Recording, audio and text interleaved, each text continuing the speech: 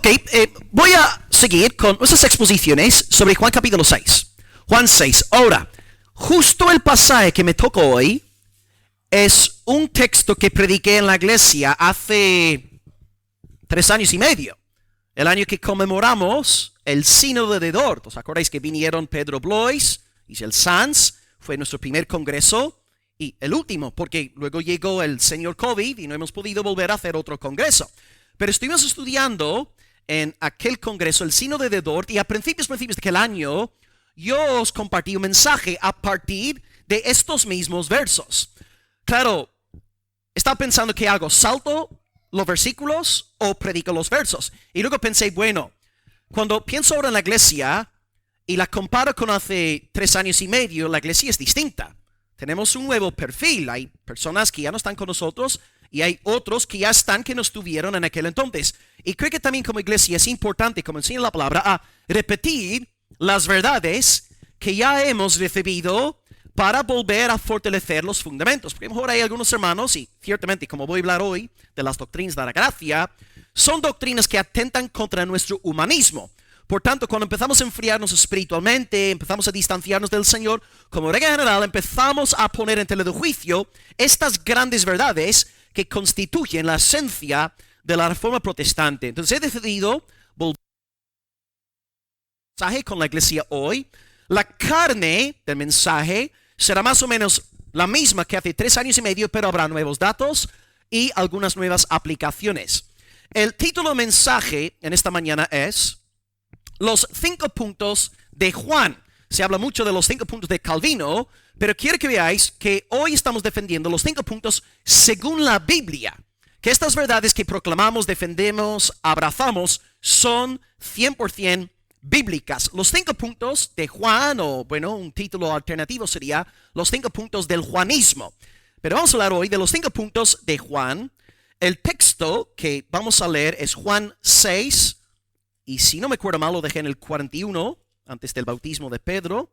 A ver, Juan 6, 41. Sí, en efecto. Dejé la última predicación de Juan en el 40, así que hoy estaremos con el 41 hasta el 45. Así que título general del mensaje, los 5 puntos de Juan. Y el texto bíblico es Juan 6, del 41 al 45. Os comento también, los que, de nuevo, estáis aquí, que lleváis menos de 3 años y medio con nosotros, que hace como 4 años en la iglesia estudiamos con el grupo de varones un excelente libro, porque a lo mejor alguien, a la luz del mensaje de hoy, tiene ganas de indagar más al respecto. Os recomiendo un libro que ya estudiamos con los varones hace 4 años, Miguel Núñez, Enseñanzas que transformaron el mundo. Miguel Núñez, Enseñanzas que transformaron el libro. Buenísimo. 5 capítulos sobre las olas, 5 capítulos sobre las doctrinas de la gracia y un par de capítulos sobre el evangelio en sí. Ok, vamos a leer el texto, Juan 6, del 41 al 45, y luego daré una pequeña introducción, ya que llevamos un par de semanas sin estar en Juan 6. Juan 6, 41 al 45. Murmuraban entonces de él, de Jesús, los judíos, porque él había dicho, yo soy el pan que descendió del cielo. Y decían, ¿no es este Jesús, el hijo de José, cuyo padre y madre nosotros conocemos? ¿Cómo pues dice este, del cielo he descendido? Jesús respondió y dijo, no murmuréis entre vosotros. Ninguno puede venir a mí si el Padre que me envió no le trajere, y yo le resucitaré en el día postrero. Escrito está en los profetas, concretamente el profeta Isaías, serán todos enseñados por Dios. Así que todo aquel que oyó al Padre y aprendió del Padre, viene a mí. Hasta ahí la lectura. Título general, los 5 puntos de Juan. Os comento a modo de introducción que estamos en un capítulo que es uno de los más profundos en toda la Biblia. Hay determinados capítulos de la Escritura que haríamos bien casi en memorizar. Romanos 8, Efesios 1, Juan capítulo 6. J. Ceril dice que probablemente haya pocas partes de la Biblia que contengan tantas cosas profundas como el 6º capítulo del Evangelio de Juan. Os recuerdo que Jesús en el contexto había dado de comer al día anterior a los 5,000 hombres. Él había multiplicado los panes y los peces, demostrando su deidad, porque él creó comida no existente, comida inexistente. Jesús, después de dar de comer a la multitud, luego va a orar y aquella noche anda sobre el mar hacia Capernaum. Al día siguiente, los 5,000 buscan a Jesús en Capernaum y, por supuesto, quieren volver a comer, quieren desayunar gratis. Y básicamente Jesús les está diciendo: vosotros queréis usarme a mí para vuestro beneficio, pero si queréis ser mis discípulos, tenéis que sujetaros a mí. Yo no estoy interesado en seguir los dictados de vuestros corazones. Si queréis ser mis discípulos, tenéis que someteros a mi autoridad. Y bueno, veremos ya a finales de capítulo que este tipo de predicación no le agradó a la multitud. Cuando yo voy al púlpito y digo: hermanos, el Señor quiere bendeciros, quiere daros panes y peces y Ferraris y mansiones y joyas y dinero y promociones en el trabajo, todos dicen amén, amén, hasta los incrédulos. Pero cuando el pastor empieza a decir: tenéis que negaros a vosotros mismos, tenéis que tomar vuestra cruz, hay pocos amenes en la iglesia. Así que estamos en este contexto, y en el contexto inmediato de hoy, los judíos están murmurando por dos razones. Número uno, Jesús había dicho ser el pan del cielo. Yo soy. Por cierto, ¿quién es el yo soy? Dios. Jesús está llamando a sí mismo Dios. Yo soy el pan de la vida. Y el segundo problema: yo soy el pan que ha descendido del cielo. De nuevo recalcando la misma verdad. Jesús es Dios. Así que estamos en este contexto. Jesús no se queda sorprendido al ver la incredulidad de los judíos. Su incredulidad no le pilla por sorpresa. Él dice: no murmuréis, no murmuréis. Nadie puede creer en mí si no es dado por el Padre, si no es traído por el Padre. Así que esto es lo que vamos a intentar hoy estudiar, y tengo 5 puntos. Y los 5 puntos son los 5 puntos de la fe reformada, de la soteriología reformada, los 5 puntos según Juan. Número 1, veremos en este texto la depravación total. El hombre es, según su naturaleza, incapacitado. El hombre es corrupto. Número 2, elección incondicional. Veremos que Dios es quien nos elige a nosotros y no nosotros a Dios. Y esto atenta ya contra el humanismo, ¿no? La gloria del hombre. No, yo escojo. Yo soy el Señor de mi salvación. No, Dios es quien elige. Número 3, expiación limitada. Veremos que Jesucristo dio su vida de manera eficaz por un pueblo concreto. No está dando su vida por todo el mundo en general, sino por un pueblo muy concreto, a saber, los elegidos por el Padre. Ya que puntos 2 y 3 son extremadamente polémicos, aposta, usaré muchas citas bíblicas para defender puntos 2 y 3, porque son los dos puntos más, digamos, criticados a nivel ya general. Número 4, veremos la gracia irresistible, lo que Dios hace en el corazón de aquellos que elige antes de la fundación del mundo. Y finalmente, bueno, hasta hay gente de tendencia arminiana que también cree en este 5º punto, que es el punto favorito, porque es muy bonito, ¿verdad? El santo va a perseverar hasta el fin. ¿Quién no quiere creer algo así? Pero podemos decir básicamente que puntos 2 y 3 son extremadamente impopulares en esos días, porque el hombre quiere ser el capitán de su propia salvación. Y vamos a ver que no es así. Ok, 5 puntos. Depravación total, elección incondicional, expiación limitada, gracia irresistible y perseverancia de los santos. Para algunos en la iglesia, este mensaje servirá como un repaso, y para otros en la iglesia esto será como wow, agua fresca, agua nueva. Pero que Dios bendiga a todos con la luz de su palabra. Amén. Bien, amados. Número 1, depravación total. Dice el versículo 44, ninguno puede venir a mí. Ninguno puede. Ninguno puede venir a mí. Aquí tenemos una prueba de la depravación total del ser humano. Lo que Miguel Núñez llama en su libro la inhabilidad del ser humano. Tenemos que entender que el ser humano no puede venir a Cristo porque no quiere venir a Cristo. Se deleita en su pecado. Se ama a sí mismo. Deifica su ego y no quiere humillarse delante del Señor. Jesús entonces explica la incredulidad de los judíos a la luz de la depravación total. Ninguno puede venir a mí. Jesús no se queda triste porque la gente no creía en él.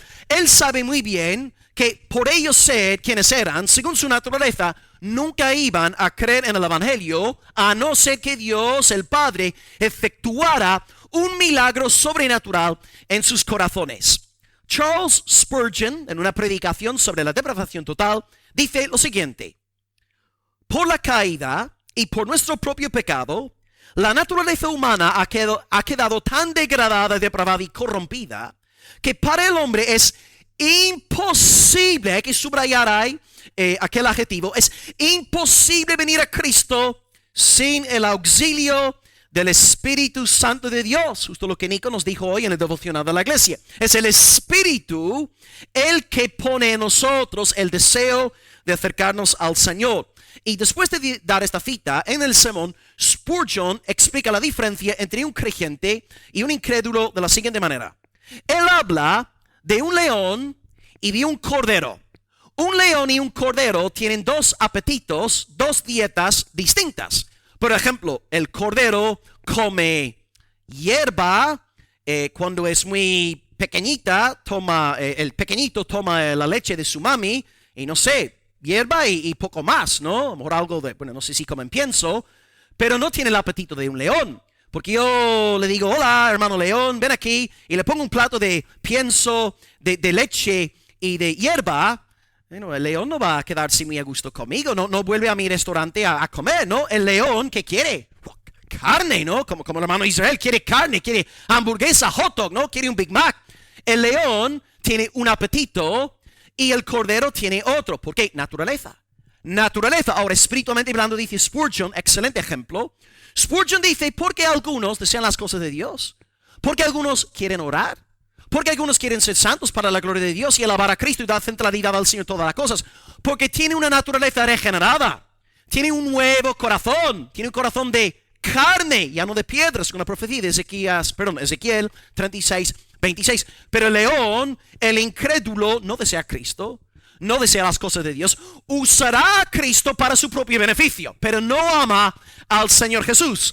Tú le predicas a un incrédulo acerca de la gloria de Cristo, se queda bostezando, dormido, con ganas de irse a casa.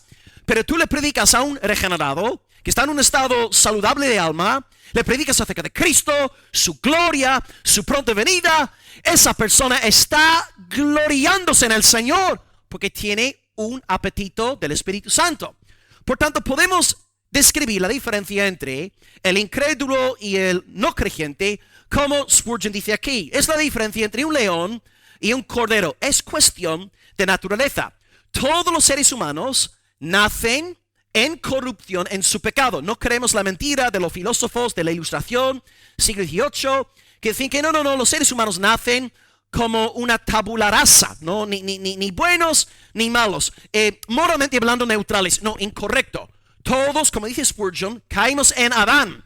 Todos somos miembros de una simiente corrupta, una raza corrupta. La única forma de ser perdonados es a través de la obra poderosa del Dios Trinitario en nosotros. Entonces, amados, vemos aquí en primer lugar que Jesús reconoce que la gente no puede creer en Él. Por eso Cristo no se frustra. Y aquí como pastor, ¿no? Yo también lucho con esto. Porque uno piensa a veces, bueno, predico la palabra, testifico de Cristo y no vemos más conversiones. Pero tenemos que darnos cuenta de que la salvación es del Señor. Y nosotros lo que tenemos que hacer es ser fieles. Anunciar a Cristo, dar testimonio de Cristo, anunciar la palabra de Dios, entregar la palabra fielmente. Y Dios se encargará de llevar a cabo su obra sí o sí. A finales, por cierto, del capítulo, no quiero entrar todavía en este dato, pero bueno, a finales del capítulo vamos a ver que Jesús, después de decir las cosas duras a aquella multitud, provoca una separación. Y vais a ver a finales de Juan 6 que la multitud que recibió esta exhortación del Señor empezó a apartarse de Él. Y ahí vemos la consecuencia de tener un corazón natural. Cuando Jesús dice pan y peces, aleluya, todos estamos bien. Pero cuando Cristo habla de negación de uno mismo, no. Hasta luego, Jesús, no quiero saber nada más de ti, ¿verdad? Y lo que pasa a veces en la iglesia. Todo está bien cuando damos besos y abrazos, pero cuando empezamos a pedir que la gente sirva, que ayude a los demás, pues la gente ya no quiere saber nada. A finales de capítulo se van. Casi todos se van. Y Jesús, al ver a la multitud no regenerada marcharse, lo increíble es que Jesús no se pone a decir, ay, por favor, lo siento, perdonadme. no debería haber predicado con tanta dureza, con tanta fuerza. Por favor, soy joven, soy treintañero, soy un poco intolerante. Tened compasión de mí. Volved, más panes, más peces. No. Hasta luego. Y dice Jesús, chicos, fijándose en sus discípulos, oye, chicos, ¿queréis iros también? ¿Queréis marcharos? ¿Queréis iros? Y luego Pedro, gracias a Dios, un hombre con corazón de cordero, dice, Señor, ¿a dónde iremos? Tú tienes palabras de vida eterna. Damas y caballeros, Pedro era un hombre regenerado, renacido por el Espíritu Santo, sí con sus defectos, sí con sus pecados y sus problemas, pero un hombre que amaba al Señor Jesús por encima de todas las cosas. Entonces, si yo estoy aquí en la iglesia y os ofrezco dinero, os ofrezco bendiciones, os ofrezco belleza, los incrédulos estarán muy a gusto. Pero si la única cosa que yo os ofrezco como pastor es sola escritura, las únicas personas que van a permanecer aquí son las ovejas del Señor. Son aquellos como Pedro que dicen, Señor, ¿a dónde iré? Porque solo tú tienes palabras de vida eterna. Amados, Cristo sabe muy bien quiénes son sus escogidos, quiénes son los de su pueblo. Y si tú tienes en esta mañana una naturaleza que se deleita en Dios, que se recrea en su palabra, que se regocija en el Evangelio, pues, amado, da alabanza a tu Señor. Ha sido su obra en ti, no para gloria tuya, sino para la gloria del Padre, del Hijo, del Espíritu Santo. Y la iglesia de Dios dice, amén, aleluya, sí, Señor. Así que os digo, en el nombre del Señor, todos sois unos depravados, pero, aleluya, habéis sido regenerados por el poder del Espíritu Santo. Amén. Ok, número 2. Elección incondicional. En primer lugar, yo creo que muchos, incluso en el campo evangélico, están muy de acuerdo con la depravación del ser humano. No tienden a haber muchas peleas en cuanto al primer punto. Las hay, pero como regla general, cuando hablas con un cristiano, te puede decir que sí, el ser humano es un ser caído, depravado, pero los problemas empiezan con el punto 2. El tema es que, amados, como decía R.C. Sproul, si tú realmente entiendes el primer punto, lo que yo acabo de ahora explicaros, invariablemente vais a tener que creer en la elección divina. Porque si creéis que el ser humano es incapacitado, inhabilitado, sabes que no puede hacer nada para salvarse a sí mismo. No puede usar su libre albedrío, ¿no? La tabula rasa, no puede usar su libre albedrío para cooperar con Dios. Dios tiene que hacer una obra soberana en aquel pecador para que éste desee andar en los caminos de Dios. Así que yo creo como regla general, podemos ver estas 5 doctrinas como decís en España, dominos, ¿verdad? No sé, en el Reino Unido al menos se juega, ¿no? Son como dominos. Sí, tenéis dominos, ¿verdad? Que me estáis mirando como si, sí, dominos, ¿verdad? Entonces, tenemos ahí 5 dominos. Domino 1, depravación total. Ahora, yo pongo 5 dominos y ¡tink! Le doy al primer domino. ¿Qué pasa con el segundo? Exactamente. Entonces, yo entiendo aquí como estamos en una cadena. Lógicamente hablando, la primera doctrina implica las restantes 4. Ok, número 2, elección incondicional. Elección. Hemos dicho en el primer punto que el ser humano es depravado. Es incapacitado, es inhabilitado por su naturaleza corrupta. No puede venir a Cristo porque no quiere. Tiene un corazón de león, no quiere hierba, no quiere pienso. Tristemente, un británico llamado Pelagio en el siglo V, también el siglo IV, fin del siglo IV, él empezó a negar la depravación del ser humano. Y bueno, os pido disculpas, ¿no? En el nombre del pueblo británico por haberos dado un Pelagio que negó, ¿no? Que negó la depravación del hombre. Ahora, número 2. Elección incondicional. Si tú y yo ahora entendemos que en Adán todos pecamos, todos estamos perdidos, todos estamos bajo la ira de Dios, somos una raza maldita, si todos estamos completamente destituidos de cualquier bien espiritual, si somos corruptos, solamente hay 2 posibilidades. Posibilidad número 1, todos vamos al infierno. Todos vamos a perecer. Todos vamos a sufrir bajo la ira eterna de Dios. O opción número 2 sería que Dios en su soberana, libre gracia, Dios opta en su misericordia y bondad, sin ser obligado, sin que nadie le tuerce el brazo, Dios decide salvar a un pueblo de esta masa damnificada, como decía Agustín, para la alabanza de su propia gloria. Felizmente, amados, nuestro texto en esta mañana demuestra que Dios el Padre no ha querido que toda la raza de Adán perezca en su maldad. Dios el Padre ha escogido un pueblo para la gloria de su santo nombre. Dice nuestro texto, versículo 44, Juan 6, 44, ninguno puede venir a mí. Si Cristo ahí hubiera acabado la frase, yo entraría en desesperación.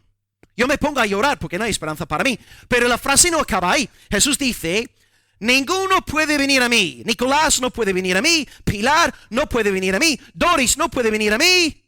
Pero luego agrega, si el Padre que me envió no le trajere.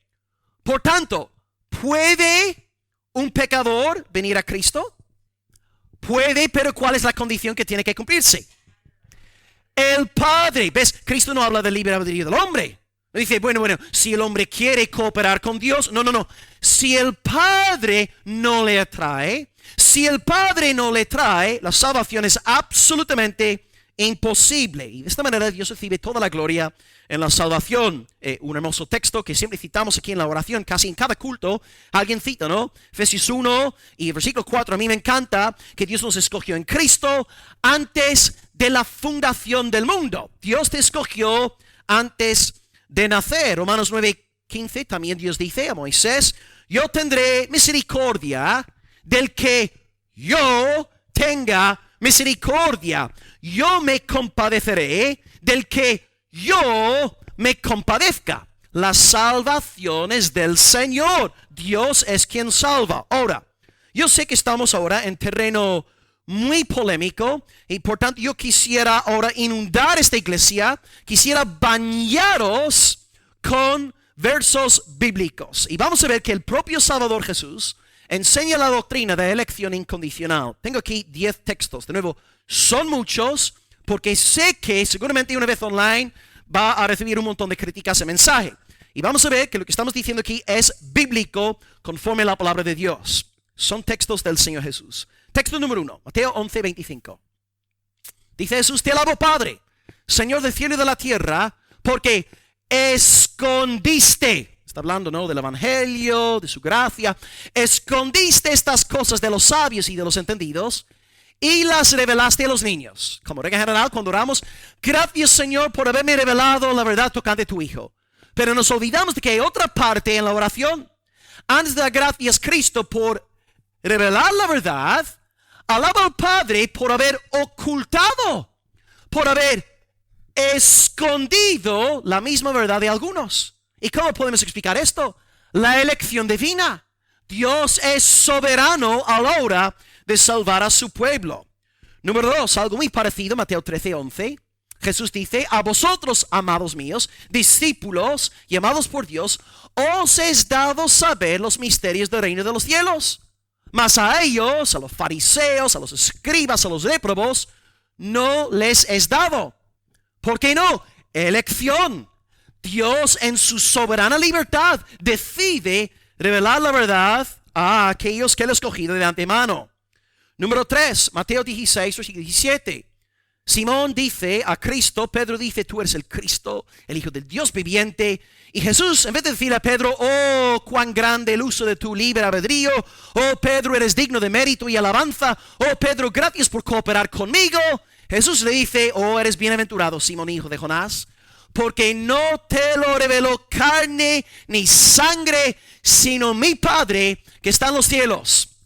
Iglesia, ¿creéis en la deidad de Jesucristo? ¿Creéis que Él es el único mediador entre Dios y los hombres? Pues os digo en el nombre del Señor, bienaventurados sois, porque no os lo ha revelado carne ni sangre, sino mi Padre que está en los cielos. ¿Veis la gloria de Cristo? Porque el Padre os ha abierto el entendimiento. Gloria a su santo nombre. Texto número 4. Toda planta que no plantó mi Padre celestial será desarraigada. No todas las plantas que en la iglesia del Señor son de Dios. No todo Israel es Israel. No todos los discípulos son discípulos. No todos los miembros de la iglesia visible han nacido de nuevo. Toda planta que no plantó mi Padre será desarraigada. Siguiente, son ya 2 versos. Muchos son llamados. Y aquí Jesús está hablando de la predicación verbal del Evangelio. Yo os anuncio semanalmente el Evangelio en mis predicaciones y en otras iglesias donde ministro. Y cuando predico el Evangelio, estoy llamando, Dios está llamando en forma externa a la gente. Pero de todos estos llamados que oyen el Evangelio, muy pocos son escogidos.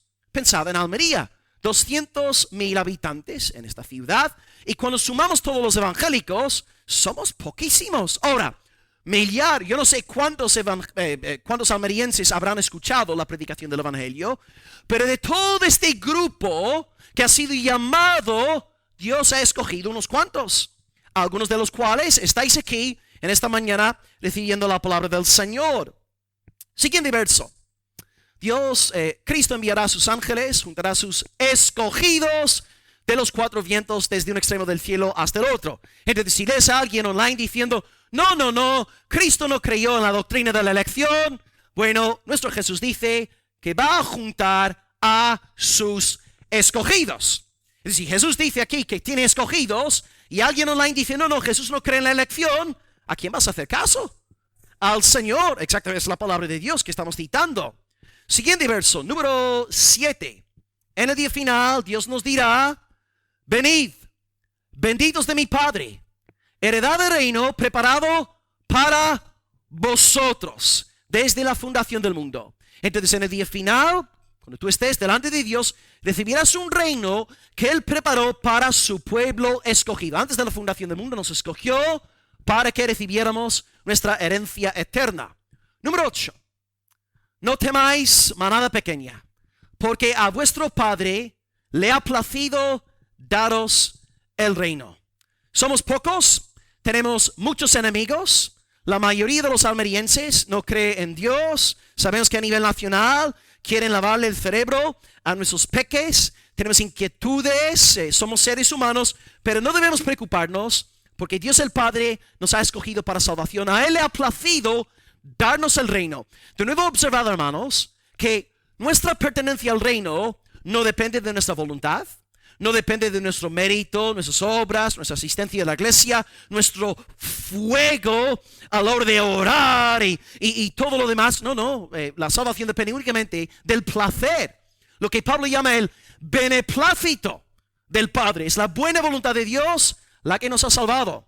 Penúltimo texto de Cristo, y de nuevo todos son pasajes de Jesús que estudiamos ya hace un par de semanas. Esta es la voluntad de mi Padre, el que me envió, que de todo lo que me diere, no pierda yo nada. Ok, amados, esta cláusula, todo lo que me diere, ¿qué implica? Implica que hay un grupo dado, de verdad, el Padre da un grupo al Hijo, hay un grupo que sí es dado, pero esto también implica que hay otro grupo que no ha sido dado al Hijo, en efecto, exactamente. Entonces Dios ha dado un pueblo concreto al Hijo, y Cristo ha muerto y resucitado por amor a aquel pueblo. Y Jesús también dice en Juan 8, 9, décimo texto, de los que tú me diste, Padre, yo no perdí ninguno. Jesús estaba consciente de estar en el mundo guardando al pueblo que Dios había predestinado. Si Jesús hubiera salido de este mundo pensando, tenía que haber ganado al mundo entero, habría muerto desconsolado, ¿no? Madre mía, todos me han rechazado. Pero Él supo que había cumplido con su tarea y había guardado los dados por el Padre hasta el fin. Quiero que veáis pues en esta mañana que cuando defendemos la doctrina de la elección divina, es una enseñanza, no de Pablo, no de Juan, es la doctrina de nuestro amado Salvador. Los 10 pasajes, y solamente he citado 10 por amor al tiempo y por amor a vuestra paciencia, yo solamente he citado textos que emanan de la boca, de la lengua de Jesús. Por tanto, nuestro Salvador, la cabeza de la iglesia, cree en la elección. Y si yo soy un pastor ordenado por Dios, no puedo oponerme a la doctrina de mi amo, porque yo tendré que rendirle cuentas. Por tanto, si Jesús predica elección incondicional, yo me veo obligado, aunque me guste o no, a predicar la elección incondicional. Ahora, ¿cuál es la alternativa? Y aquí vamos a ver el peligro de la otra escuela que predican los arminianos. Ellos dicen que la elección de Dios no está basada en su beneplácito. No depende de su placer, no depende de su querer. No, Dios nos escoge porque Él, cuando creó el mundo, Él vio de antemano que Sandra iba a creer en Él. Y Dios, al saber que nuestra hermana Sandra iba a recibir el evangelio por la fe, Dios decidió escoger a Sandra para salvación. ¿Cuál es el problema con enseñar esto? Hay tres problemas. El primer problema es, y esto tiene que ver con lo que hemos estudiado recientemente en la confesión de fe, que estamos viendo los martes. En primer lugar, niega la omnisciencia divina. Porque nuestro Dios no crea el mundo para luego estudiar lo que va a pasar en el futuro. Dios no está en un proceso de aprender nuevos datos. Dios no tiene que consultar una bola de cristal para saber lo que la hermana Sandra va a hacer en los años 80 o 90, ¿verdad? Dios sabe lo que Sandra va a hacer el día de mañana, porque Él desde antes de la fundación del mundo decretó lo que Sandra iba a hacer. Y Sandra, en el año de su conversión, abrazó a Cristo en aquel momento, porque antes de la fundación del mundo, Dios había establecido que fuera así. Si tú dices que Dios primeramente tiene que estudiar el futuro antes de escoger, estás negando la omnisciencia divina. Dios todo lo sabe. Dios todo lo conoce. Dios no aprende datos nuevos. Ahí está el primer peligro de esta escuela que enseña que la elección está basada en preconocimiento. Segundo problema con esta doctrina. Esta doctrina que dice que Dios primeramente se fija en una persona para ver si esta persona va a creer en Él o no, esta enseñanza niega la depravación total. Porque para volver a utilizar el ejemplo de Sandra, hemos dicho según la palabra de Dios que Sandra es totalmente depravada por naturaleza. Por tanto, Sandra nunca va a escoger servir a Cristo. Nunca. Sandra nunca por su voluntad seguirá a Dios. Si decimos que Sandra puede de manera autónoma, independiente de Dios, escoger a Cristo, estamos negando la depravación total. Por tanto, el problema con esta teoría, número uno, niega la omnisciencia divina, porque implica que Dios aprende nuevos datos. Número dos, niega la depravación total. Dice que no, el ser humano puede, según su libre albedrío, su autonomía, escoger a Dios. No.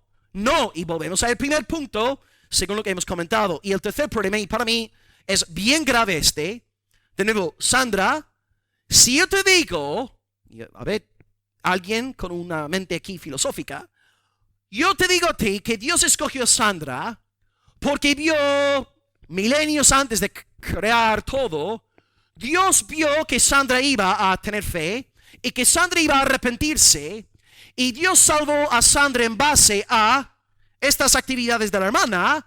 Estamos diciendo en última instancia que la salvación es, muy bien, exactamente, ok, no son obras presentes como la Iglesia Católica, pero obras siguen siendo obras. ¿Veis el problema con negar la elección incondicional? Uno, acabamos con la omnisciencia divina. Dos, negamos la depravación total y tenemos una antropología humanista no bíblica. Y número tres, acabamos enseñando que la salvación es por obras y Dios nos escoge a nosotros en base a nuestro mérito. Porque Dios sabía que yo iba a creer, yo iba a arrepentirme y por tanto me salvó. Y esto significa que yo puedo jactarme de mí mismo. Por eso a mí me encanta la doctrina de la elección incondicional. Porque yo tengo un corazón bien arrogante, prepotente y altivo. Me conozco bien. Y esta doctrina aplasta mi ego. Wow, me pisotea. Y no permite que yo me gloríe, que no sea la soberana voluntad del Señor Dios omnipotente. Gloria a Dios por su elección. Y acabo este segundo punto con una maravillosa cita de J.C. Ryle. Dice nuestro hermano: la naturaleza del hombre desde la caída está tan corrupta y depravada que aun cuando se le presente a Cristo y se le predique, no vendrá a él, ni creerá en él, a menos que la gracia de Dios incline su voluntad y le dé la disposición a venir. No cabe duda de que esta es una verdad muy humillante, así es, amén, y que ha suscitado el aborrecimiento y la oposición del hombre en todas las épocas. Porque la idea favorita del hombre es que puede hacer lo que le plazca. Al hombre natural le gusta creer que la salvación se encuentra en sus manos. Pero le guste o no al hombre, la Biblia enseña constantemente esta doctrina de la incapacidad humana. El hombre nunca va por sí mismo a Dios. Dios debe venir primero al hombre. No me elegisteis a mí. Yo os elegí. Yo os he puesto para que vayáis y llevéis mucho fruto. Querido hermano, la salvación es del Señor. No depende de tu mérito. No se deriva de tu buena voluntad, de tus esfuerzos, de tus labores en la iglesia local. Tu salvación es del Señor. Y Dios te escogió antes de la fundación del mundo porque quiso. ¿Y por qué quiso? Porque te amó. ¿Y por qué te amó? No lo sé. No lo sé, hermano. No tengo ni Paco Gaitán sabe, hermanos. Nadie puede saberlo. Así que ya que somos depravados, la salvación es únicamente del Señor. Aleluya. Ahora, número 3. Y aquí ahora, si algún arminiano aquí entre nosotros va a prender fuego ahora a la iglesia. Así que cuidado, a ver si alguien se levanta ahora de la silla. Sin lugar a dudas, todos estamos de acuerdo, incluso aquellos que hemos abrazado estas verdades a través de una lucha interna de alma. Creo que todos podemos decir que el tercer punto ha sido el más difícil de abrazar. En mi caso, yo sé que luché mucho tiempo con la expiación limitada, pero luego no entendí a la luz de la palabra de Dios que es la enseñanza apostólica. Ok, número 3. Volvemos ahora a nuestro texto. Dice Jesús, versículo 44. Ninguno puede venir a mí si el Padre que me envió no le trajere. Está hablando de un elegido. Y yo, Cristo, ¿qué hará con el elegido? Yo le resucitaré en el día postrero. Ahora, es cierto que Cristo resucitará a todos en el día final, pero resucitará a sus santos para salvación eterna.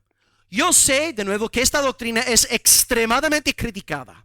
La doctrina de la expiación limitada es rechazada en muchos círculos, y yo quiero de nuevo que veáis que es el propio Salvador el que nos enseña que Él da su vida por su amado pueblo. De nuevo, tengo una lista de 10 textos para que nadie luego diga es una teoría del pastor Well, o eso es fruto de su denominación o sus inclinaciones teológicas.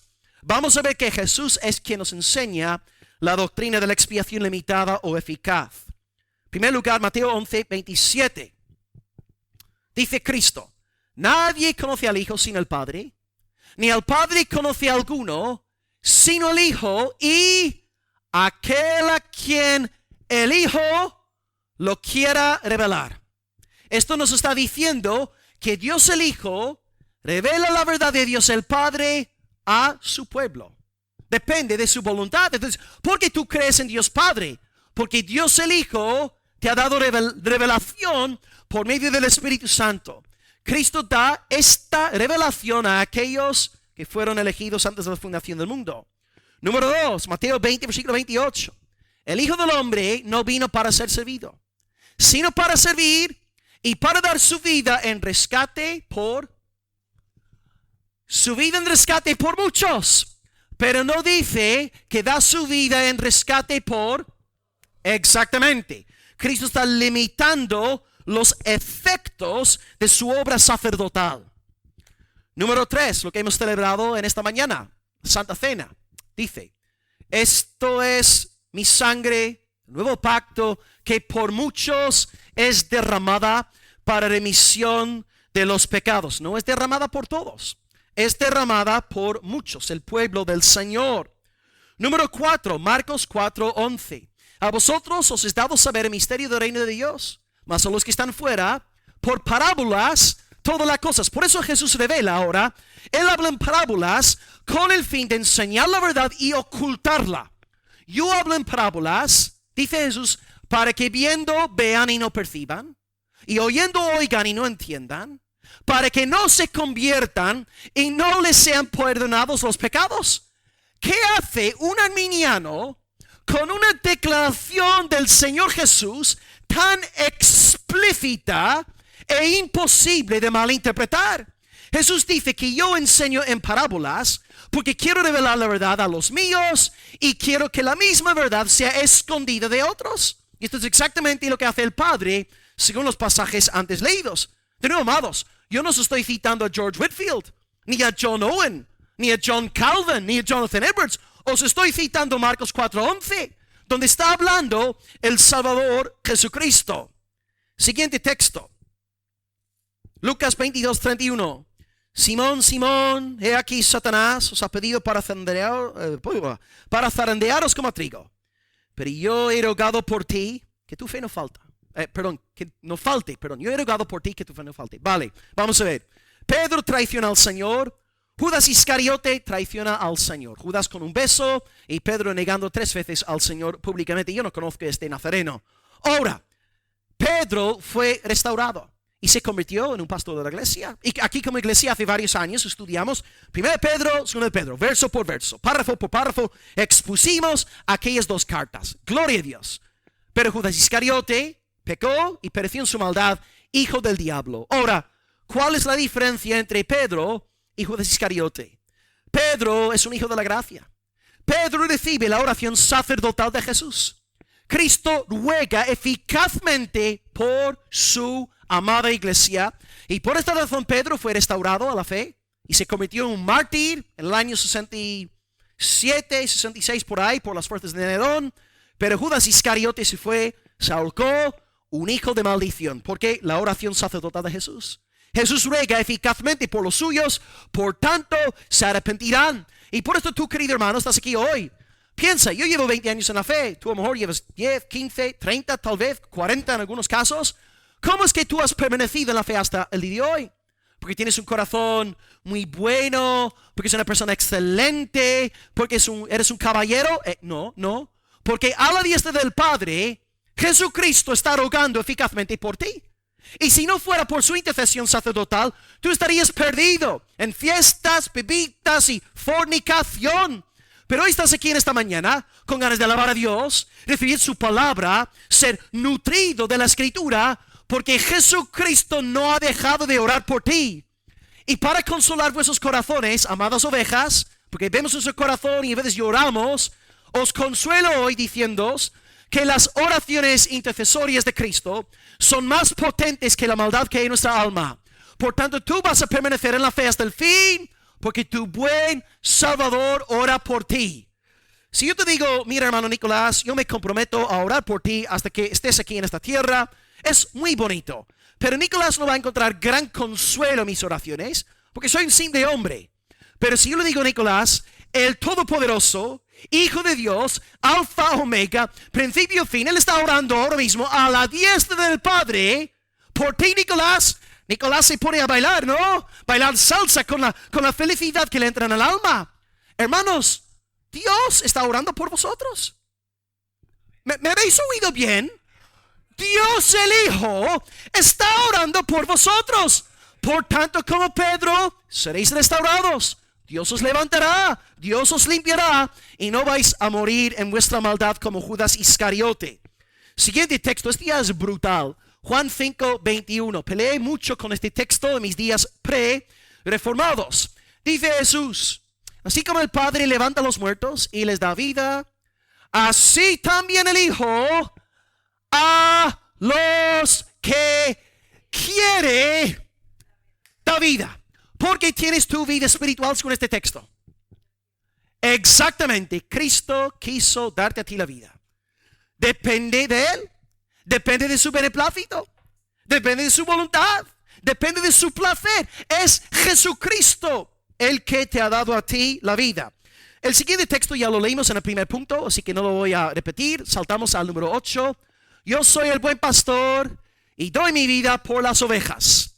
Observad, no dice el buen pastor da su vida por las cabras, por los cerdos, por los perros. No, yo soy el buen pastor, yo doy mi vida por mis ovejas. por los míos, por mi esposa, por mi iglesia. Siguiente, número 9, penúltimo, Juan 10, 27. Mis ovejas oyen mi voz, me siguen, y yo les doy vida eterna. No perecerán jamás, ni nadie las arrebatará de mi mano. Esta promesa es para las ovejas. Cristo promete, jura guardar a aquellos que le fueron dados por el Padre, sus escogidos, pero no da esta promesa a Demas, a Judas Iscariote, a Fileto, a los demás apóstatas, Diótrefes, que salen nombrados en la palabra de Dios, pero sí jura en fidelidad guardar a los suyos hasta el fin. Y finalmente, como iglesia, estuvimos varios meses estudiando Juan 17 y podéis ver en todo aquel capítulo 6 veces Jesús habla de aquellos que le fueron dados. Y luego suelta esta frase en el número 9, Juan 17, yo ruego por ellos. Y ahora, de nuevo, yo como arminiano no era capaz de interpretar este versículo. Jesús dice, yo no ruego por el mundo. Dices esto en algunas iglesias e intentan echarte fuera el demonio, ¿no? Piensas que estás poseído. Jesús dice, yo no ruego por el mundo. No ruego eficazmente por todos. Yo ruego como sumo sacerdote por los que tú me diste, Padre. Bueno, si estáis diciendo amén a la palabra de Cristo. Si no estáis diciendo amén, no estáis diciendo amén a la palabra de Cristo. Nos guste o no, es la doctrina del Señor Jesús. Y de nuevo, esto no significa que vayamos a comportarnos de manera fea con aquellos que creen de otra manera, pero tenemos que estudiar los textos uno por uno y ver que el Salvador ha dado su vida por un pueblo concreto, que ruega por un pueblo concreto como sacerdote. Y ahora, para acabar este tercer punto con la idea de John Owen, solamente hay 4 alternativas en cuanto a la muerte del Señor Jesús. Y aquí vamos a usar algo de lógica. Aquí están las 4 alternativas. Son de John Owen, un escritor puritano. Y en mi humilde opinión, él escribió el mejor libro que jamás se ha redactado sobre la expiación limitada. Se llama en inglés al menos La muerte de la muerte en la muerte de Cristo. Creo que algunos capítulos han sido traducidos al castellano. Es posible que esté el libro completo, pero al menos en inglés, La muerte de la muerte en la muerte de Cristo. Y John Owen, tras acumular, recopilar una grandes evidencias, un gran cuerpo de evidencias tocantes a lo que estamos ahora estudiando, él acaba hablando de 4 alternativas lógicas. ¿Por quiénes murió Cristo? 1. Cristo murió por todos los pecados de todos los hombres. Número 2, Cristo murió por todos los pecados de algunos hombres. 3, Cristo murió por algunos pecados de todos los hombres. Y número 4, Cristo murió por algunos pecados de algunos hombres. Hay una quinta alternativa, pero no hay ningún cristiano que acepte la quinta, que sería Cristo no murió por los pecados de nadie, ¿verdad? Pero bueno, por esto están estas 4 alternativas lógicas. No hay otra posible opción. Vamos a pensar. Si Cristo solamente muere por algunos pecados, ¿quién puede ser salvado? Exactamente. Entonces ya de entrada podemos descartar opciones 3 y 4. No vale la pena ni siquiera pensar al respecto. Porque si Cristo no ha muerto por todos los pecados, la salvación es imposible. Pero ahora vamos a ver 1 y 2. La primera postura es la postura de los universalistas. No creo que haya realmente universalistas en España. Es posible que los haya. Los hubo en la iglesia primitiva. De hecho, ahora mismo estoy leyendo un libro de un tal Orígenes y él enseñó la salvación de todos los hombres. Incluso llegó a decir que hasta los propios demonios serán salvos, porque Dios es bueno, Dios es misericordioso, y dice que hasta Satanás será finalmente salvado. Es la postura del universalismo. Cristo murió por todos los pecados de todos los hombres, por tanto todos los hombres serán salvos. Universalismo, que es, desde luego, una herejía. Pero bueno, también aquí los católicos y los arminianos intentan decirnos que Cristo murió por todos los pecados de todos los hombres. Entonces, le dices a un católico o le dices a un arminiano, pues si Cristo ha muerto por todos los pecados de todos los hombres, pues ¿por qué no van todos los hombres al cielo? Y el católico o el arminiano te va a decir, bueno, tiene que creer. Pero vamos a ver, tiene que creer. Esto implica que no será salvado sin fe. entonces te está diciendo que la incredulidad es un pecado. Si Cristo ha muerto por todos los pecados de todos los hombres, pero los hombres no pueden ser salvos sin fe, pues irán al cielo por culpa de su incredulidad. Y mi pregunta para la iglesia ¿es la incredulidad pecado? Es como decía Lutero, el mayor de todos los pecados. Todos nuestros pecados son hijos de la incredulidad. Por tanto, en realidad, el católico y el arminiano creen en la tercera perspectiva. Ellos creen que Cristo ha muerto por algunos pecados de todos los hombres. Cristo ha muerto por el 99% de los pecados, pero no ha muerto por el pecado de la incredulidad. Entonces, la única opción lógica, más allá de las evidencias bíblicas que os he enseñado hoy, la única opción lógica es la perspectiva del protestantismo clásico, la línea de la fe reformada, que también abrazo y celebro, feliz en el Señor. Cristo ha muerto por todos, el 100% de los pecados de algunos. Y a la luz de lo que he venido predicando hoy, ¿quiénes son estos algunos? Exactamente, los escogidos, los favorecidos por el Padre, y esto se deriva únicamente de su beneplácito. Y de esta manera podemos ahora estar en perfecta paz. Porque, amados, a veces yo pienso también en el hecho de muerte. Yo veo mis imperfecciones y me condeno mucho, ¿no? Porque soy un hijo de Dios y es normal que veamos en nosotros imperfecciones y entramos en tristeza. Y pienso, oh, Señor, en mi lecho de muerte, no quisiera tener incredulidad, no quisiera blasfemar tu nombre, no quisiera decirte porque estoy aquí, mi mujer en casa con mis hijas y nadie para ayudarla, no. Yo no quisiera salir de este mundo con ingratitud en mi alma.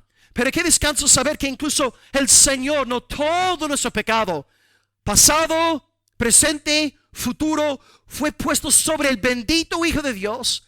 Y Él lo arrojó, como decía Paqui el otro día, ¿a dónde? A lo más profundo del mar, para nunca más ser recordado.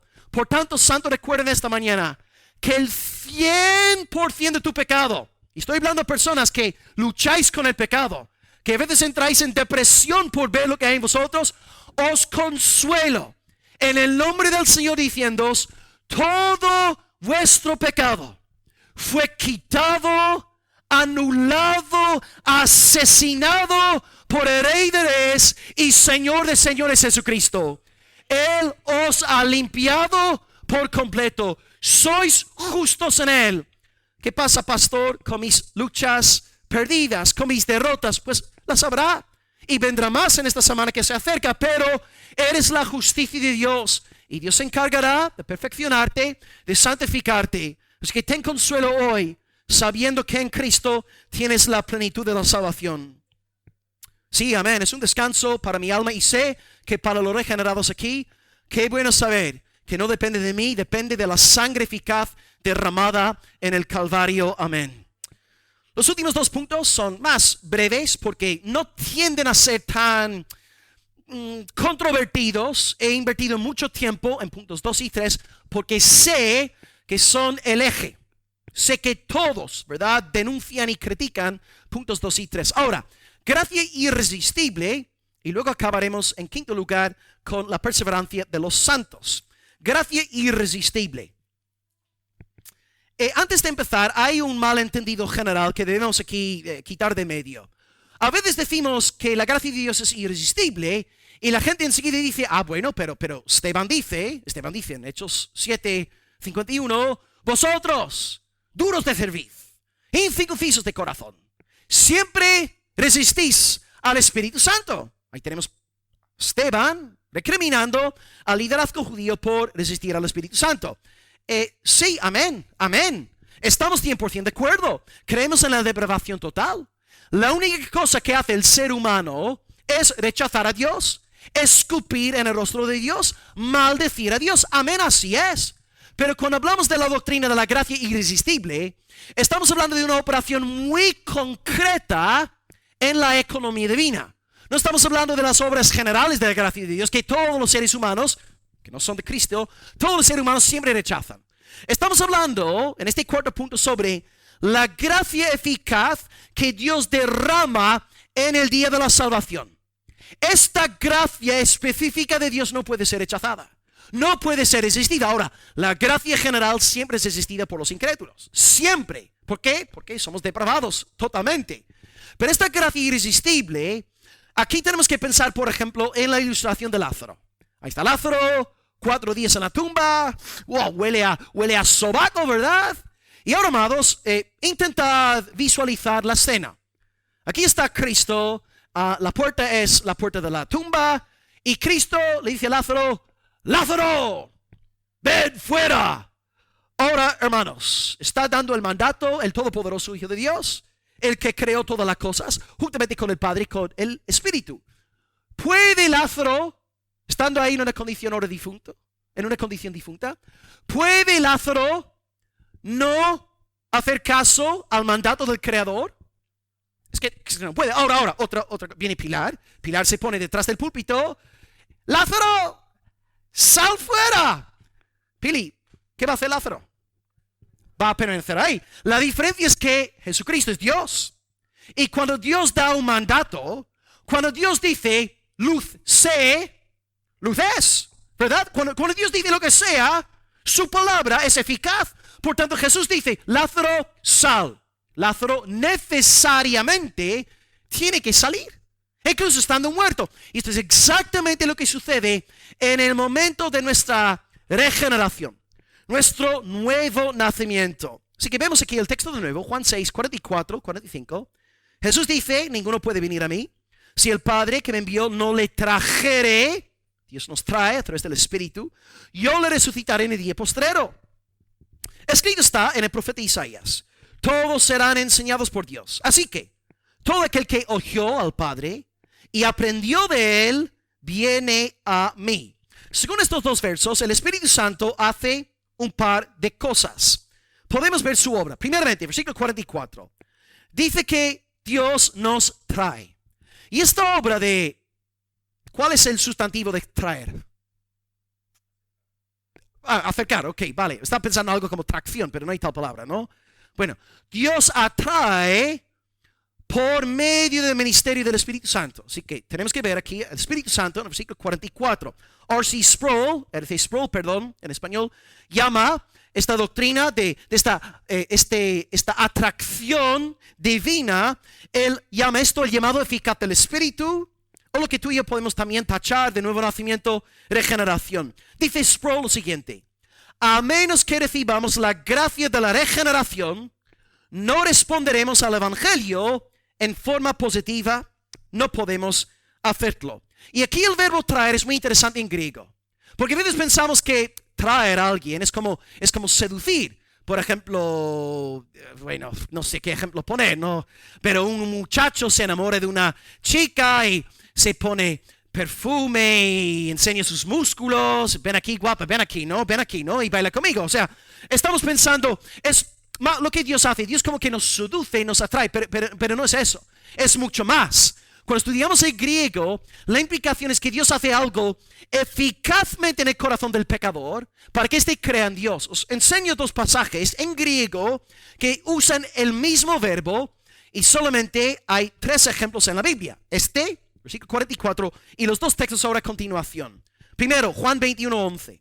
Dice, subió Simón Pedro y sacó, ahí está el verbo traer, Juan 6:44, sacó la red a la tierra llena de grandes peces, 153. Así que vamos a pensar en la implicación de este verbo. Cuando dice que Simón Pedro sacó la red, no estaba seduciendo a los peces. O sea, venid aquí, peces guapos, dame un beso. Por favor, venid. No. Cuando habla de traer, sacar, está hablando de una fuerza poco común. Está hablando de la fuerza de un pescador, como ¿verdad? Ramón, que tiene los músculos grandes. Estamos viendo a un hombre que eficazmente saca a los peces y los coloca ahí en la ribera. Y vemos más de lo mismo en el siguiente texto. Hechos 16:19. Dice, pero viendo sus amos, está hablando aquí de esta chica poseída por el diablo, cuando los amos de la chica vieron que había salido la esperanza de su ganancia, prendieron a Pablo y a Silas y los trajeron al foro ante las autoridades. La imagen no es De nuevo, para volver al ejemplo del muchacho este. Pablo, Silas, venid, seguidme, ¿no? Aleluya, gloria a Dios. No, la imagen no es esta. La imagen es una fuerza superior a Pablo y a Silas que les obliga a presentarse ante las autoridades. Por tanto, cuando leemos Juan 6:44, tenemos que entender que este verbo traer implica algo más que una seducción. Implica que Dios está haciendo algo en el corazón del pecador para que éste gozosamente se acerque al Señor Jesucristo. Antes de tú acercarte a Jesús, el Espíritu Santo tiene que tocar tu corazón. Y de nuevo Nico dijo exactamente esto en el devocional de la iglesia esta mañana.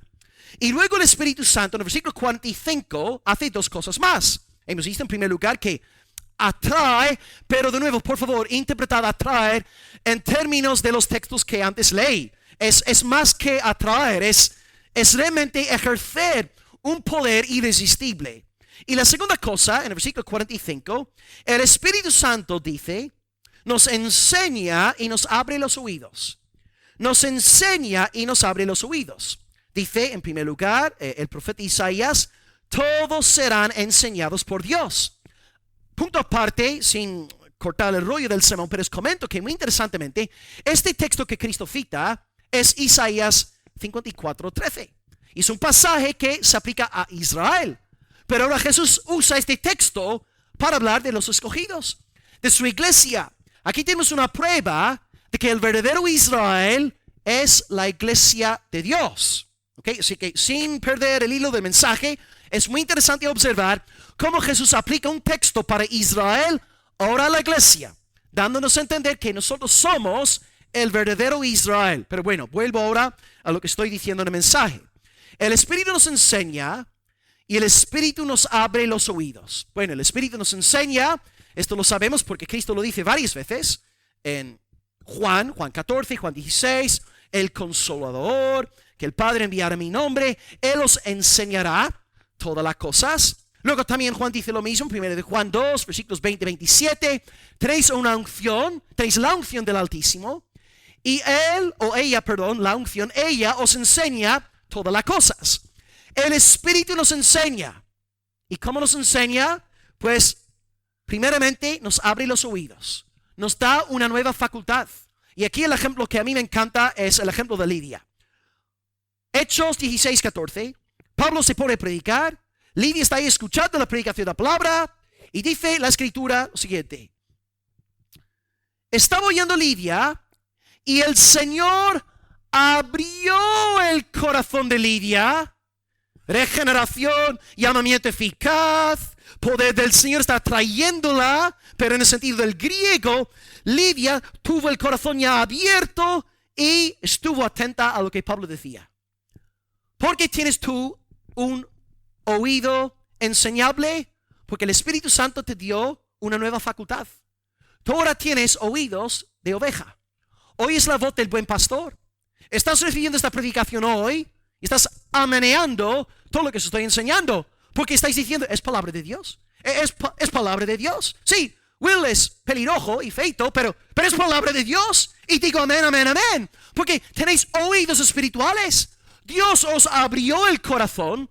Y ahora como Lidia, prestáis atención a la doctrina apostólica. Entonces vosotros sois salvos porque tenéis una nueva naturaleza, nuevos oídos, una nueva facultad, y a través de estos oídos ahora sois hermanos y hermanas enseñables. Por tanto, nosotros damos gracias a Dios por darnos un corazón enseñable. Cuando un corazón empieza a alejarse del Señor, enfriarse, no quiere ser expuesto a la palabra. Pero Dios nos exhorta como iglesia a prestar atención a la palabra, aprender la palabra, aplicar la palabra en nuestra alma, sabiendo que Dios ha creado estos nuevos oídos en nosotros. Para acabar este cuarto punto, antes de acabar con la doctrina tan dulce de la perseverancia de los santos, quisiera compartir con la iglesia rápidamente una lista de consejos en cuanto a cómo prestar atención bien a la predicación de la palabra de Dios aquí en nuestra iglesia local. Creo que de todos los consejos, uno dependería realmente del creyente en sí, pero los restantes nuevos se pueden aplicar a todos. Primer consejo, para sacar máximo provecho de la predicación de la palabra, ya que Dios te ha dado nuevos oídos como Lidia, Número 1, ora entre semana por la predicación. Ora por este pobre pastor. Rogad al Señor por mi vida. Como creo que fue Milagros esta mañana. Oró, ¿verdad? Señor, que haya palabra, ¿no?, en la boca del pastor. Que hable conforme a tu palabra. No solamente debemos orar así el domingo aquí en el culto. Hay que orar esto entre semana. Oremos por la predicación de la palabra. Consejo número 2. Acuéstate temprano el sábado por la noche. Amén, amén. Si te acuestas a las 2, no estoy mirándole a nadie. Pero si te acuestas a las 2 o las 3 el sábado por la noche, no vas a estar atento aquí. Podemos tener aquí a George Whitefield predicando y vas a estar dormido. Acuéstate a una hora cristiana para que el domingo por la mañana haya fuerzas, haya ganas de recibir la palabra. Así que estas cosas también nos ayudan a retener mejor la palabra de Dios y recibir al Señor. Así que número 1, ora por la palabra. 2, acuéstate temprano sábado por la noche. 3, prepara tu alma. El domingo por la mañana, levántate, pon una alabanza, empieza a predicar, empieza a escuchar alabanzas, empieza a orar. No esperes a que estés en la iglesia para orar por la palabra, que estés ya en casa el domingo por la mañana. Oh Señor, glorifícate hoy en el culto. Señor, que las alabanzas te glorifiquen, que las oraciones sean bíblicas, que la predicación sea fiel, que sea de bendición para el cuerpo de Cristo. Así que podamos nosotros orar en ese sentido. Número 4, y de nuevo no me estoy fijando en nadie. Llega temprano a la iglesia. Llega temprano a la iglesia. En vez de planificar llegar a la iglesia a las 11:30, llega a las 11. ¿Qué más da estar aquí media hora antes? Y ya oramos desde hace muchos meses. ¿Sabéis, hermanos? Cada culto de hora dominical desde hace no sé cuánto tiempo tenemos un culto de oración a las 11:15. Así que, amados, podemos nosotros, ¿no?, esforzarnos en esto. Cuando yo empecé aquí en la iglesia, hace 5 años y medio, vosotros que estuvisteis aquí conmigo al principio, ¿os acordáis? Me quedé, ¿verdad? A veces empezábamos los cultos con 12 personas. Y luego más de la mitad de la iglesia iba llegando tarde, como si absolutamente nada. Y doy gloria a Dios, porque hoy puedo ver que 5 años y medio más tarde, que es una minoría muy, muy chiquitita de la iglesia la que llega tarde a los cultos. Y doy gloria a Dios porque vemos ahora que hay más santificación. La iglesia está honrando al Señor con su puntualidad. De nuevo, no me estoy fijando en nadie, no te estoy mirando a ti, pero ven pronto, ven temprano a la iglesia. No llegues aquí después del culto, luego todo agobiado y estresado. Llega antes para preparar tu alma delante del Señor. Y es bonito, ¿no? Porque a veces he visto a algunos hermanos ahora de la iglesia, cuando vamos a otras iglesias, sin nombrarlas, y claro, tardan 5 minutos en empezar el culto y todos quejándose, ¿no? Los hermanos de nuestra iglesia no están a gusto. ¿Por qué no empiezan a tiempo? Y digo, gloria a Dios, lo han aprendido. Aleluya, bendito sea el nombre del Señor. Así que llega temprano a la iglesia. No vengas aquí corriendo durante el tiempo de la alabanza. Ven antes. Ok, consejo número 5. No te distraigas. Si Rosa se levanta para ir al baño, no estéis ahí fijándose en Rosa. O vamos a ver qué hace Rosa. Rosa va a hacer sus cosas. Ya no pasa nada. Todos tenemos que ir al baño. Si alguien abre la puerta de la iglesia, no tenemos que echarnos para atrás. A ver quién va a entrar. Hermanos, la palabra está siendo predicada. Prestad atención a la palabra. No seas distraído y no seas una distracción. Hay personas, ¿verdad?, que con discreción y silencio pueden entrar en la iglesia y pasan desapercibidas, glorias, pero luego hay otros que vienen, pum, pum, y todo el mundo se entera quién es, ¿no? Hermano, aspira a pasar por desapercibido. Eso es orgullo. Si tú siempre quieres ser el protagonista, que la gente te mire a ti, es orgullo. Es altivez de corazón. Así que, hermano, no distraigas a la gente durante la prédica y no seas de distracción para nadie. Siguiente, bueno, esto ya depende del creyente en sí. Esto ya no es una ley para todos, pero para mí personalmente me ayuda mucho llevar un boli, un cuaderno al culto. Yo sé que hay hermanos que no pueden escuchar una predicación y tomar apuntes porque pierden la esencia del mensaje. Pero si tú eres capaz de combinar, ¿verdad?, apertura de mensaje, recibir la palabra y ir apuntando, excelente. Y ahora que tenemos, ¿no?, Rob, que sube todo a la esfera online, luego entre semanas, si no tomas apuntes, puedes repasar entre semana. Siguiente, creo que es el número 8, disciplina tu mente en la prédica. Todos vamos a pelear a veces con el sueño, a veces el pastor está desarrollando un punto intenso, pero disciplina tu mente. No te enfoques en la persona a tu lado. Disciplina tu mente para seguir la línea, el hilo conductor del sermón. Y finalmente, al acabar el culto, número 9, habla con alguien sobre el mensaje predicado. Tú vas a ver que si acabas el culto, hablando sobre lo predicado. Oh, hermano, ¿cómo viste el segundo punto? ¿O qué texto que usó de Cristo? Que nunca me había fijado en eso. Eso va a ser de edificación. Y quién sabe, a lo mejor me pongo a hablar muchas veces, no hablo con un varón, Ramón o Paco o Nicolás, después del culto, estamos hablando sobre la palabra y empezamos a ver nuevas facetas que ni siquiera hemos expuesto en la predicación. Así que después del culto hoy, habla con alguien. Si estás en el coche con un hermano de la iglesia hoy, háblale sobre la palabra. Hermano, ¿qué has aprendido? ¿Qué te ha llamado la atención? ¿Qué te ha bendecido? ¿Qué te ha desafiado? Y así tenemos conversaciones bíblicas y así sacamos más provecho de la palabra. Y finalmente, número 10, esto tiene que ver con el tema de tener el sermón en YouTube. Repasad el sermón entre semana. Saca más riqueza. Yo sé que hoy he dado muchísimos datos. Ha sido un mensaje, ¿verdad? Con mucha información. Y ahora lo que podéis hacer es, entre semana, poner la predicación de nuevo, poner 5 minutos luego a cocer los huevos, a preparar el pan tostado. Luego subes y sigues con la predicación y así estás toda la semana sacando, extrayendo jugo del mensaje. Dios a ti te ha dado una nueva facultad. No abuses, pues, de este don que Dios te ha dado. Sé diligente en cultivar tu oído espiritual para la gloria del Señor. Y así la palabra hará más bien en tu vida. Amén. Ok, iglesia. Estamos ahora con el último punto, que es dulce, ciertamente muy agradable para todos.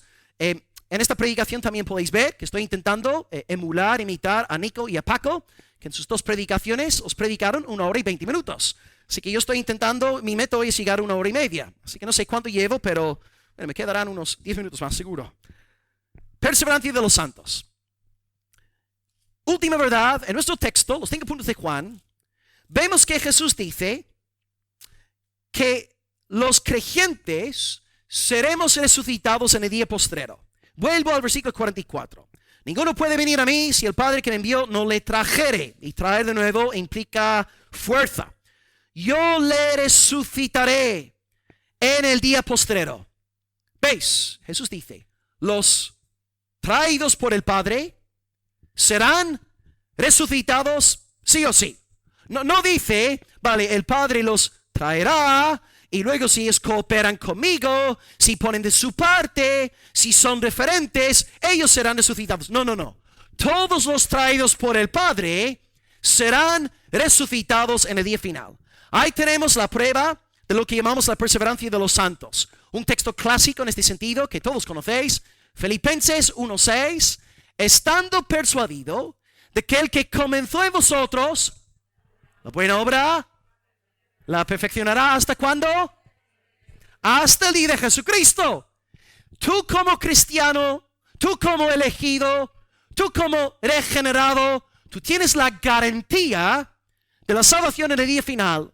Jesucristo promete, Él da su palabra de que todos los traídos por el Padre serán resucitados. No un 50%, no un 90%, no un 99%. Todos los traídos serán resucitados en el día final. Porque Cristo nos da vida eterna. Y la vida eterna no dura 5 años. No dura 500 años. La vida eterna dura por los siglos de los siglos. Entonces, gracias al Señor Jesús, tú querido hermano, tú querida hermana, tú tienes la plena certeza en esta mañana de que serás resucitado en el día final. No depende de tus obras, no depende de tu nivel de santificación, depende únicamente de la gracia del Señor. Porque de nuevo Cristo quitó todo tu pecado en la cruz. Y aprovecho también para decir que como evangélicos nos oponemos a la doctrina del purgatorio. No hay tal cosa como purgatorio, porque a veces los católicos dicen, sí, todos irán al cielo, los que son creyentes, pero si un creyente muere sin estar 100% santificado, tiene que ir al purgatorio. Vamos a ver, el purgatorio es una invención del anticristo, porque el purgatorio te está diciendo que Jesucristo no es suficiente. Jesucristo no basta. La sangre de Cristo no es eficaz para quitar todo tu pecado. Y por tanto los católicos creen en el purgatorio porque no puede decir solus Christus como decimos en nuestra iglesia local. Entonces, amado hermano, tú tienes un abogado delante del Padre, tienes la vida eterna sí o sí. Y ahora en gratitud, lo que hemos de hacer es andar en obediencia al Señor, dándole gracias por la salvación que ha derramado sobre nuestras vidas. Entonces yo sé que incluso entre nosotros habrá hermanos que estáis luchando con la seguridad de la salvación, y todos tenemos estas peleas que os sea también de refrigerio saber que no estáis solos en vuestra lucha. Pero hoy os animo a contemplar a Dios el Padre escogiéndoos antes de la fundación del mundo, a contemplar a Dios el Hijo derramando de su santa sangre en la cruz por el perdón de tus pecados, y a también fijaros en la obra eficaz del Espíritu Santo que convirtió tu corazón. Y fíjate en algo muy hermoso, y esto es algo que comento, y de hecho estando ahí recientemente en la iglesia de Barcelona, una hermana que estaba sufriendo en gran manera por su falta de seguridad de salvación, le pude dar el siguiente consejo o palabra de ánimo. Si tú estás aquí hoy con estas luchas, preocupado genuinamente por tu salvación, es en realidad gracias a la naturaleza de oveja que ya tienes. Porque te puedo asegurar, si tú fueras una cabra del diablo, si fueras un lobo, si fueras un hijo de Satanás, no estarías preocupado para nada. Estarías fuera de nuevo, fiestas, bebidas, fornicación. No tendrías ningún tipo de preocupación por las cosas que pertenecen a la salvación. Pero si tú genuinamente estás preocupado por el estado de tu alma, y me dices, yo amo al Señor Jesús, pero le fallo, pero no doy la talla, es prueba de que tienes un corazón de oveja. Y tu pecado te duele. Tu pecado te hace daño. Y ahí también tenemos que pensar, ¿no, Carolina? En las bienaventuranzas, ¿verdad? Bienaventurados los que lloran. Bienaventurados los quebrantados de corazón. Dios proclama su bienaventuranza sobre aquellos que experimentan dolor por el pecado. Ahora, si tú vienes a mí y me dices, no tienes ningún tipo de dolor, el pecado no te molesta, te burlas de los mandamientos del Señor, pues yo no puedo darte ninguna palabra de consuelo, sino te animo a arrepentirte antes de que seas echado en el lago de fuego y azufre. Pero si tú estás aquí en esta mañana con estas luchas, sabiendo que amas al Señor, pero no estás a la altura muchas veces, pues ten consuelo. Esta preocupación que hay en ti es el indicio de que has nacido de nuevo, de que eres un verdadero hijo de Dios, porque solamente tienes esta lucha porque eres de arriba. Si no fueras de arriba, no estarías luchando de esta manera. Así que, querido hermano, te recuerdo hoy que tú serás resucitado en el día postrero por la promesa de Cristo, no según tus magníficas obras evangélicas. Y te repito una frase de antes que a mí me consuela mucho. Juan 10:28, Jesús dice, yo les doy vida eterna, no perecerán jamás, nadie las arrebatará de mi mano, y mi Padre que me las dio es mayor que todos, y nadie las puede arrebatar de la mano de mi Padre. Como ya he dicho en varias ocasiones a la iglesia, los salvados estamos simultáneamente en las manos del Padre, en las manos del Espíritu Santo. ¿Y quién hay más potente que nuestro Dios trinitario? Y como ya expliqué hace un par de semanas, no solamente tenemos al Padre, al Hijo, tenemos el sello del Espíritu Santo, sellados por el Espíritu de redención hasta el día final. Él garantiza nuestra fe hasta el día final. Nos uniremos a la par a nuestro trino Dios. Te daremos la gloria por tu gracia, bondad y amor. Te daremos la gloria, eres el Salvador. El Salvador garantiza tu fe hasta el día final. Gloria al Padre, gloria al Hijo, gloria al Espíritu Santo. Y la iglesia redimida de Dios dice, amén, aleluya. Conclusión y luego oramos. Hoy hemos visto 5 puntos en nuestra exposición. Depravación total, todos incapacitados, todos inhabilitados, todos con un corazón corrupto. Segundo lugar, elección incondicional. Ya que el hombre es incapaz, ya que el hombre es corrupto, la única esperanza para que éste sea salvado es la gracia soberana de Dios, y Él, según su beneplácito, nos escogió antes de la fundación del mundo, no según nuestro mérito, sino según su buena y agradable voluntad. Él le plació darnos el reino. Número 3, Jesucristo desciende al mundo con el propósito de comprar eficazmente a los predestinados por el Padre, de modo que en la cruz derrama su sangre por muchos y en su intercesión sacerdotal no ruega por el mundo, sino por los que tú me diste, amado Padre.